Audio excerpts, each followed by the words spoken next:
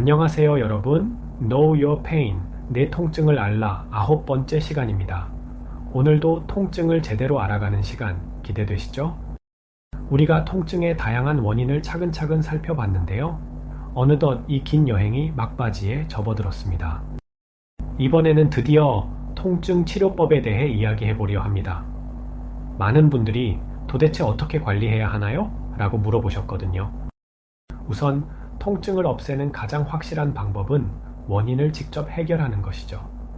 그동안 배워온 통증의 다양한 원인을 하나씩 점검하고 그에 맞춰 접근하면 통증이 분명 줄어들 겁니다. 그래서 본격적인 치료 이야기에 앞서 통증의 원인들을 짧게 정리해 봅시다. 가장 먼저 센서라는 개념이 있었습니다. 신경계 말단에 존재하는 센서가 위험 신호를 감지하고 이게 뇌로 전해지면서 통증이 시작된다고 했죠.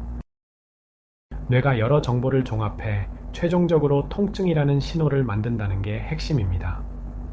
즉, 단순히 상처만이 아니라 다른 요소들도 크게 작용한다는 사실이 중요합니다. 뼈, 관절, 근육 등 근골격계가 흔한 원인이지만 이것만이 전부가 아님도 배웠습니다.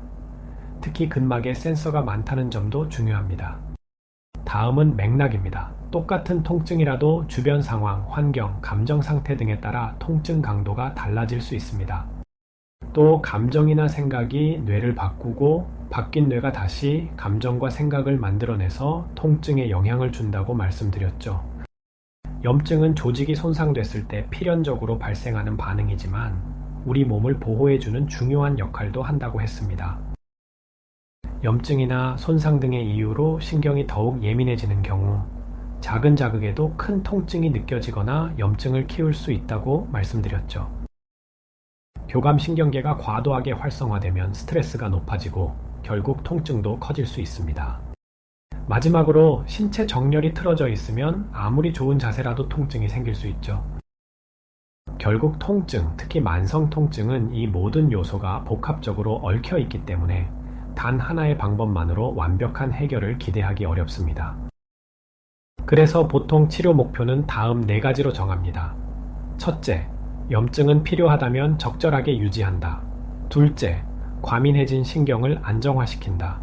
셋째, 과도하게 활동하는 교감신경의 역할을 줄인다. 넷째, 신체 정렬을 바르게 유지한다. 먼저 염증 조절입니다.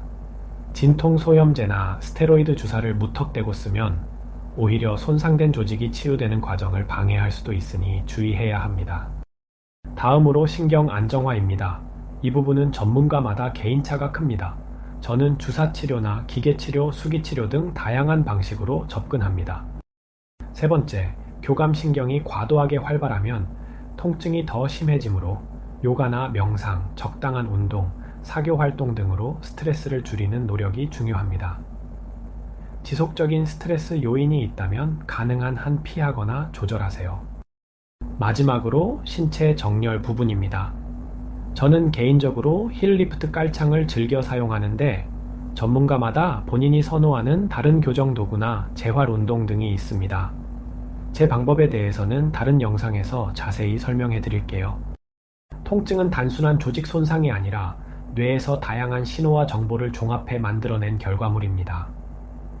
치료도 이런 관점에서 접근해야 오래도록 효과가 이어집니다.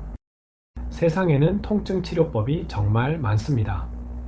그렇다면 좋은 치료법을 찾는 방법은 무엇일까요?